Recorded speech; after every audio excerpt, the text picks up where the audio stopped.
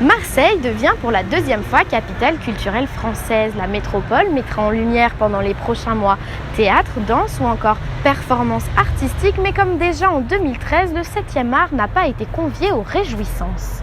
Les cinéastes marseillais ont donc décidé de réagir. Ils se sont invités eux-mêmes aux festivités. Parmi eux, Nawir Aoussi-Jones, acteur, réalisateur, mais aussi à l'origine de la société de production Yes We Can, a réuni 12 cinéastes. Ensemble, ils ont réalisé un long métrage participatif qui parle bien évidemment d'amour, mais de l'amour sous toutes ses formes. C'est à l'occasion de la soirée de lancement MP 2018 qu'ils ont présenté leur film au public, un public venu nombreux, au cinéma Les Variétés, lieu symbolique du cinéma underground marseillais. Je vous propose tout de suite de retrouver Nawir pour qu'il nous parle un peu plus de ce projet. C'est un film participatif dans lequel nous avons invité 11 cinéastes marseillais issus du milieu de l'underground à réaliser un court-métrage chacun n'excédant pas les 10 minutes, avec comme thématique l'amour.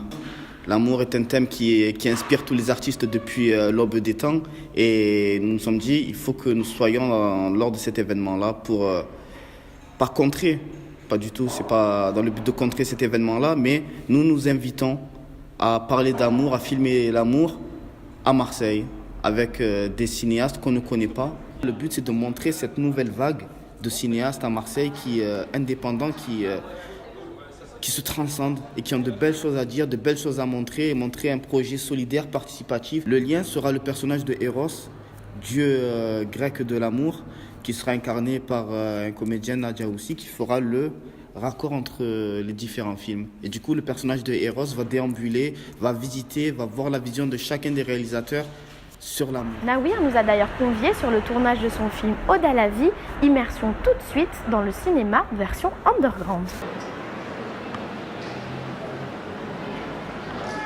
2, 1, action.